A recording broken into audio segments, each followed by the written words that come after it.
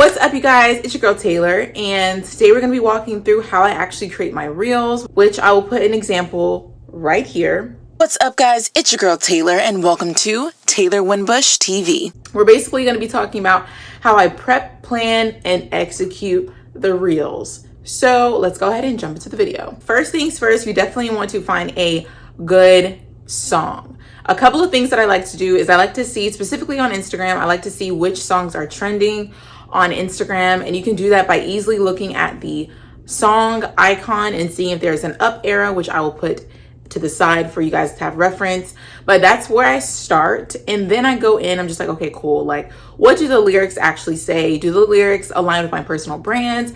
And sorry for the changing light, I'm in front of a window, but do the lyrics actually align with my personal brand? And can I easily choreograph the lyrics? So sometimes you can and sometimes you can't, which is why it's so important to do your research on these songs beforehand. There are a couple of other tools that I like to use, which I will link here, here, and here to find actual trending songs and music. All right, so now that I found my song, what I like to do is go through the lyrics and then choreograph what I'm going to say to the lyric. So for example, in this video, what is the song?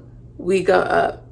So specifically on this song called We Go Up by Nicki Minaj, which is one of my favorite songs right now. It's just so hype. There's a part in her song where it says something funeral, which I found it would be perfect to do this, like you done funeral.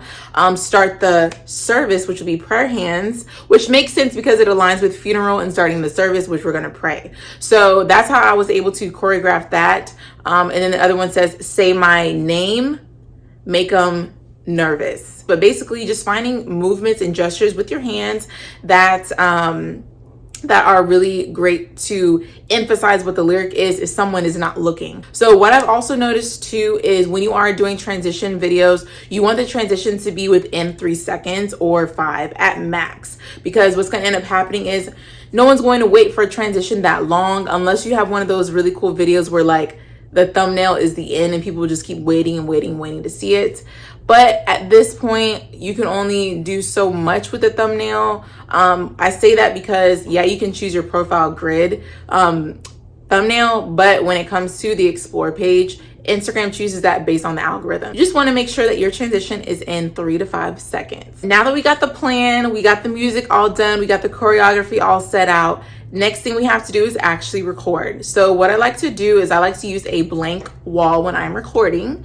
And in this blank, I'll scoot over. In this blank wall when you're recording, you definitely want to keep it blank because I like to use lights on the background sometimes. I think it just keeps it clean. I specifically had one brand that I was working with tell me that the ceiling fan was, which I'll show you guys, the ceiling fan was too distracting.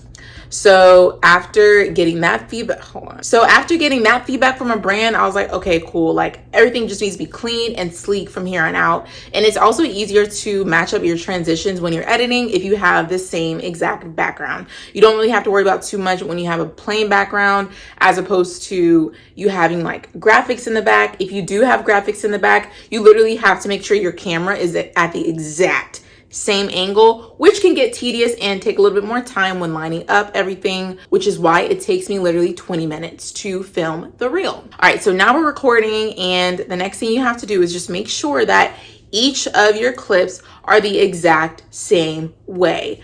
This is how you get the seamless transitions when it comes to creating reels or TikToks or any video editing. So filming and editing. So I film everything for the most part on my iPhone. I just find that it is easier. I have cinematic mode, so I have a 12 Pro. Is that what it's called? Girl. Anyways, so I have the blurred background, which I find is really important when you're filming videos. I do personally like filming on like a DSLR or an actual camera. However, the editing process takes a little bit longer because I have to transfer it. It's a little bit too tedious for me. So for the sake of time, I just like doing things on my phone. You're always traveling with your phone, so it's not like I would ever lose it or leave it somewhere. Okay, so editing. Do I film as I edit?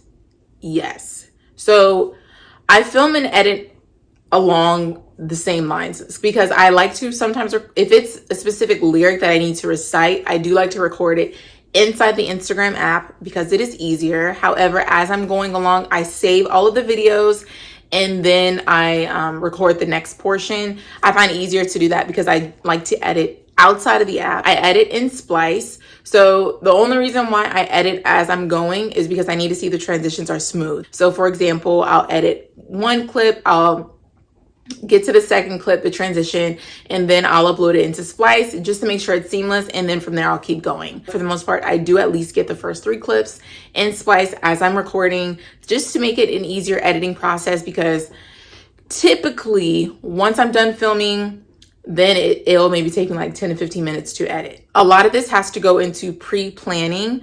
It's not hard. It is tedious, but a lot of the tediousness comes from the planning. So once I finish editing the video, I see how it looks. I love it. It's looking bomb and fresh, and I'm excited to post it.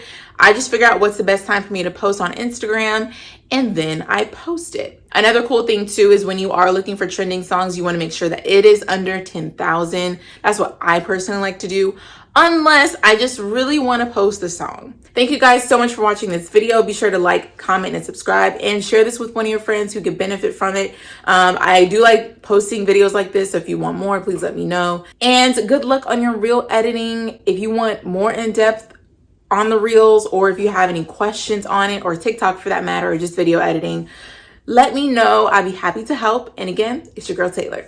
Peace.